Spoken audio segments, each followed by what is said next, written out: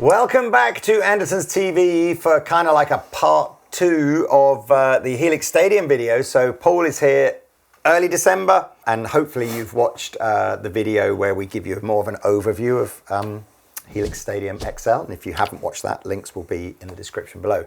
But we mentioned at the end of that video that there's a new firmware upgrade that is due out fairly imminently today. I was going to say it'll be today. But now that you're watching this video, it's out today. So I'm guessing we're probably in December 2025. We might be in January 2026, whatever. But this is now this firmware update is available. And the two new things that Paul is hopefully going to show me now are a Showcase, which they've made quite a lot of noise about actually unveiling it. So you've probably heard about Showcase, but you're going to see it now.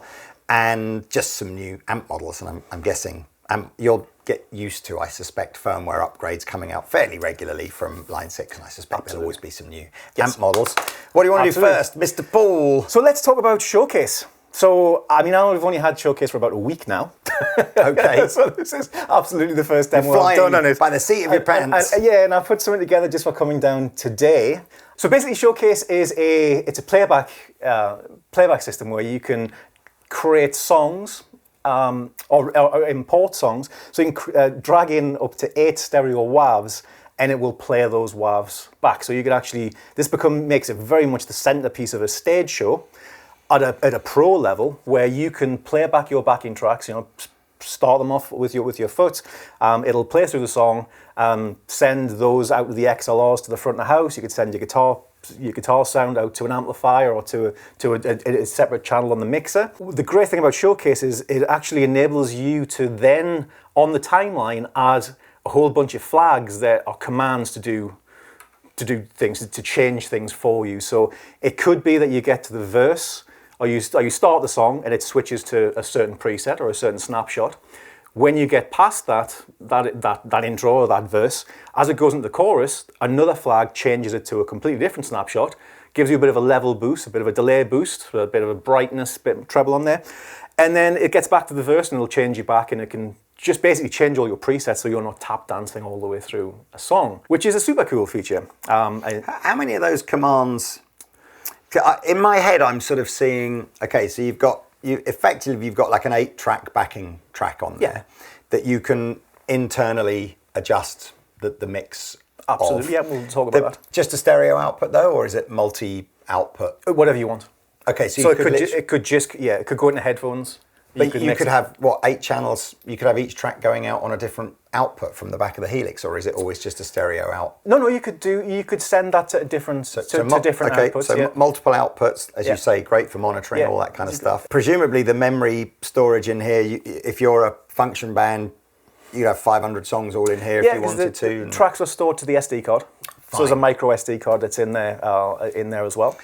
Okay. So, and you can have, I don't know what the exact amount of those commands is, if that was what your question was, like how many of those changes you can have. No, it was more just how much music could you have stored in there, just like all of it. Yeah, it's a micro SD card. And then I think the sort of the most obvious use of the flags is changing the patches for the guitar player. But presumably if you've got other members of the band using other devices, it could send multiple It'll send commands? media. Yeah, so if we have a look at the page, so when we're in here, if you press these notes here, you can see that I've dragged in 8 stereo WAVs there. So I've dragged those out of a Cubase session using the Stadium Edit app. Then I've sent it over, and now that can play back, and you can see actually all the flags that are on there that I've dragged in. But if I click on the flag button there, you can see I can have flags I can add markers. I can have cycle points, so I could cycle between, cycle around the verse part. Presets and snapshots, I can add looper points, so I could have it so that it gets to the first. So this is the most appealing thing to me, is that I can get to the first point. First of all, I could send a click track to the drummer just to the drummer. So the drummer's in time with that. As it gets to the first beat of the verse, I can start recording into the loop function of the verse guitar part, and then stop it when it gets to the first beat of the chorus, and then it won't play back until it hits another flag, which says play. So that could be in the second verse of the song. It's actually playing back what I recorded in the first verse, as well as changing the presets. And then you can see there's utilities on there, so it can change amp channels, it can send MIDI information out, so you could change lights, it can send hotkey information out, so you can change PowerPoint presentations or anything in the background. And so you could be in complete control of the band from This will really, I mean, part of me thinks obviously bands are already doing this, but they're probably taking a laptop out, right? And or some other control device.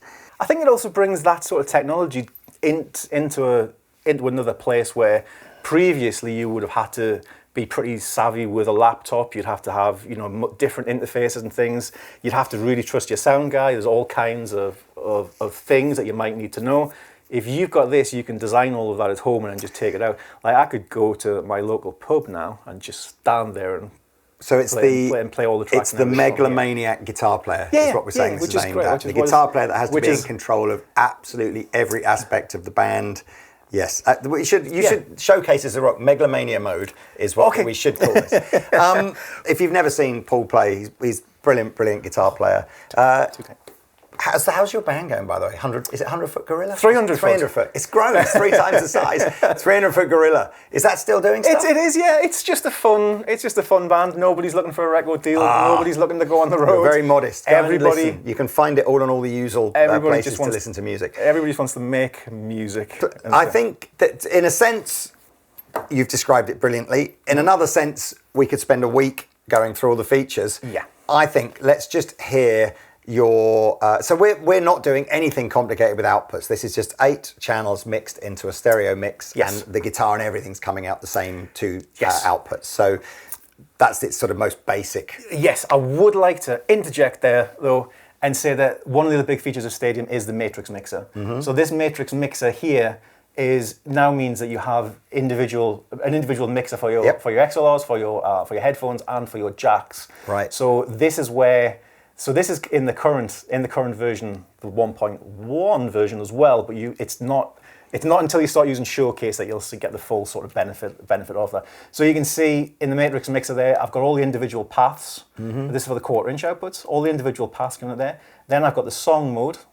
So I'm just going. If I go back to this is all what's coming out. So you've got different levels for your ABC patches, and then over here you've got another set which is effectively your multi-track mix. It's the 8 tracks from the song. We've also got a metronome in there as well, so you can use the metronome.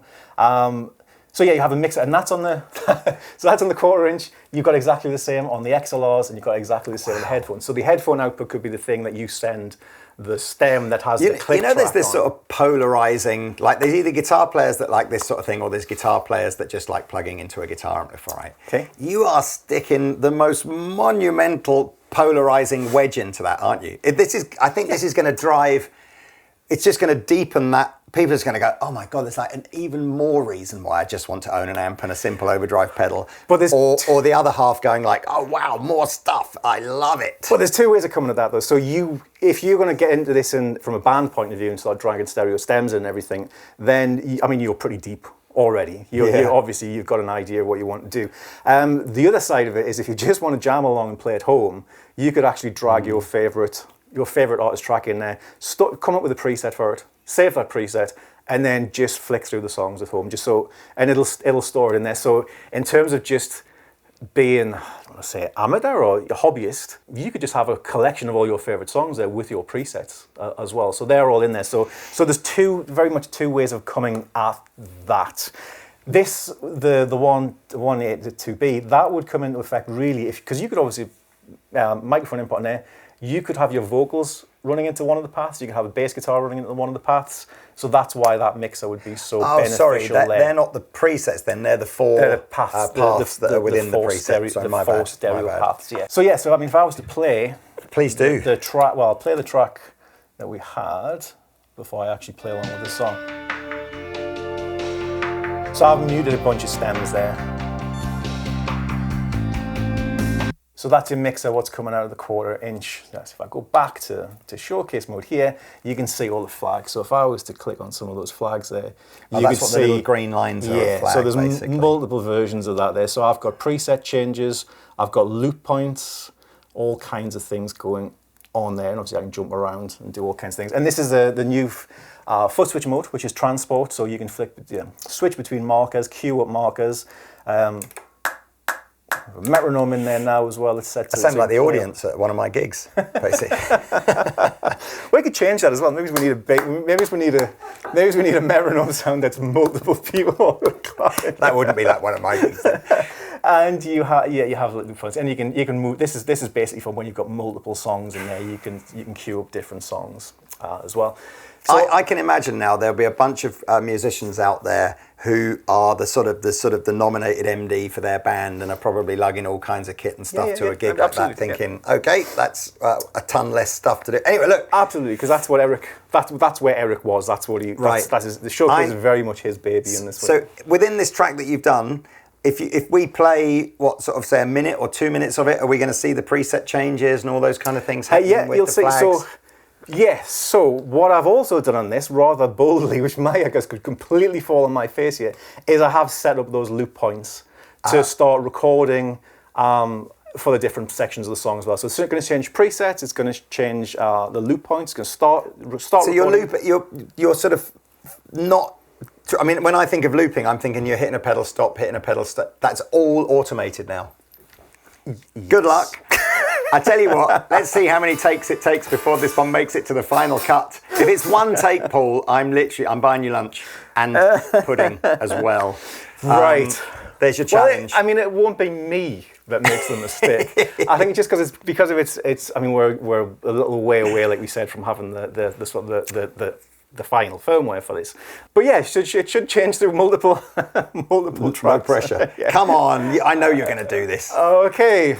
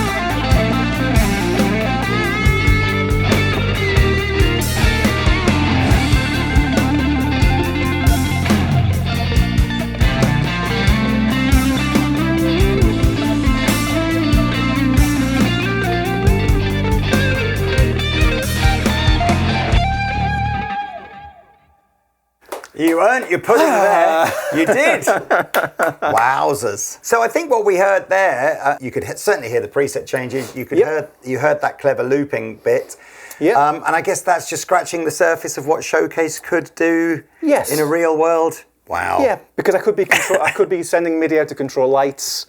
I could be changing like some kind of anything with hotkeys on a computer. So I can be sending information for changing a PowerPoint in the background. So the possibilities for doing a NAMM demo are, I think that's quite endless. You touched on this before. I saw Showcase as quite a niche, like, function band, worship band kind of idea of just getting rid of the laptop that you might take to a gig with your tracks on it and your changes for lighting or whatever. But I think actually, I think you are right that so many people use these kinds of devices just to mess around with at home. Mm-hmm. And where I probably would for example, if I wanted to jam along with some music, I would just find the song that I wanted from Apple Music and I would start playing it, and then I would just jam over it in sort of real time. But actually, you're right. I could import it into here, and I could just decide to say, right, yeah, give me a clean sound here. Then at this point in the song, would I do that? I'm trying to think. In my head, I'm going, which is it too faffy, or would you just? I guess it depends how much you want to get into it. You might not, if you're thinking like that, you may not want to use all of the flags for different things. You may just want to save that song with one preset. Yeah, it might just change the presets manually. And that's going to be as easy as dragging in one stereo WAV, coming up with a preset, and then pressing save.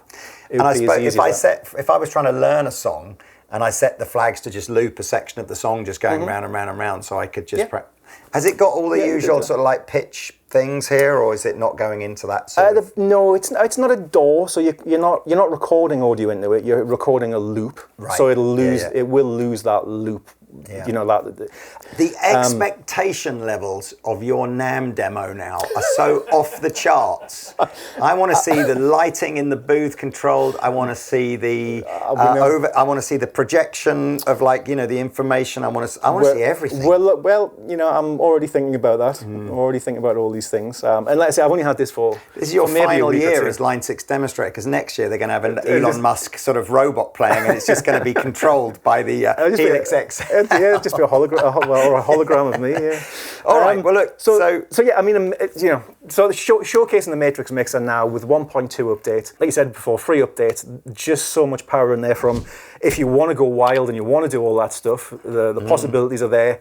If you're just like, that's really cool. Now I don't have to connect, like before. Something we didn't talk about before, but one thing I have found really handy is the fact it's got Bluetooth on here, and it's all the updates are done by Wi-Fi. Okay. So being able to stream music from my phone via Bluetooth through that into my studio, that's been another just a little feature which makes my life much easier. Recently.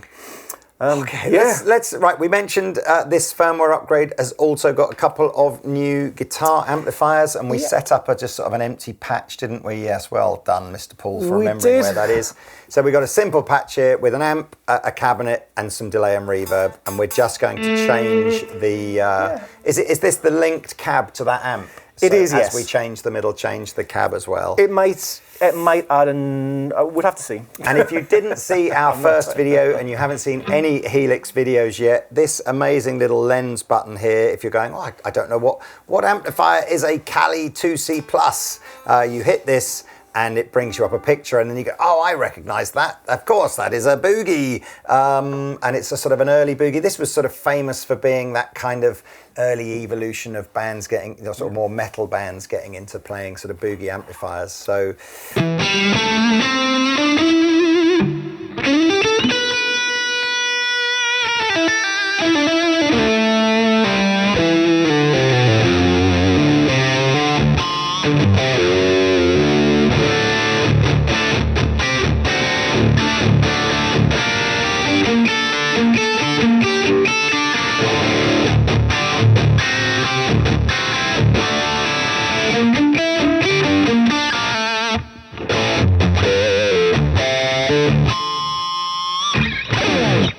How familiar I am with it all. Yeah. Paul's only been here for about an hour or so messing around. We shot the first video first, but it's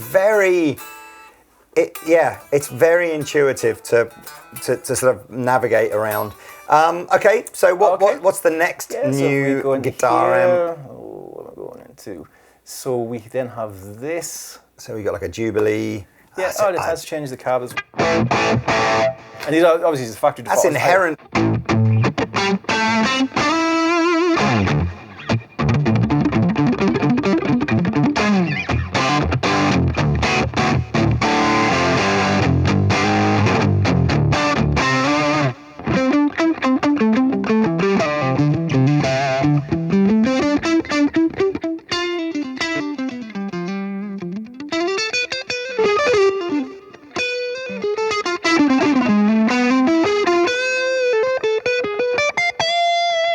I absolutely love all of the tippy-toe trademark copyright things that you have to do to avoid saying who anything is. So I'm looking at this going, what's soul gain and soul clean? And of course, everybody knows that before he was Slash, he was Saul. So I'm guessing that's the reference. I didn't know that. Yes, he says plausible deniability on line 6's part. Definitely nothing to do with Slash at all. Please don't I genuinely sue us. didn't know that.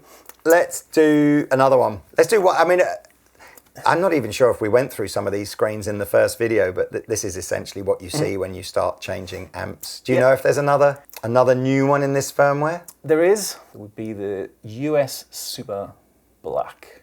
Super Reverb, presumably. In fact, I can just press this, and then I can just press this. No, not this one. Oh, is it? It's there in the corner. Oh, there it is, yes, based on a Fender trademark, Super Reverb trademark, blah, blah, blah. What was the information button again then?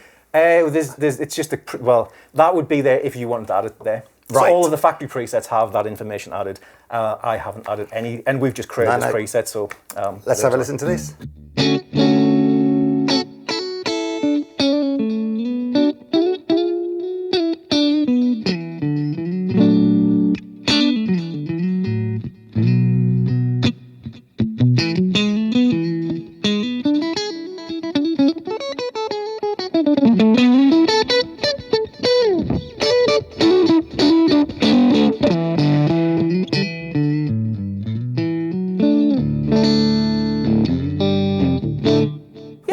I mean, three cool new amp models in the new firmware update. Again, if you want to hear more of the previous amp models, you can go and watch the video we did before this, or I'm sure many of the other videos that you would have done for Line 6 go and in recent weeks. Go and definitely check the other video, because they're sounds that we've dialed in, but they sound pretty good. No, it's good. Thank you very much for coming and taking us through Showcase. Interesting to see where the musician world decides to use that sort of feature and functionality. Absolutely. I imagine there'll be some fairly epic stage shows coming out with just one guitar player and his guitar and his Helix in the middle of the stage. So thank you so much, Mr. Paul. Oh, thank you. Thank you guys for tuning in again. Please like and subscribe if you enjoyed this video. Helix Stadium XL is for sale from Andertons. You can follow the links below, and if you're watching this video months in advance, there'll be the smaller version of it as well available, the non-XL version. But yes, follow the links below if you want to know more, and we'll see you in another video soon. Au revoir. Thank you.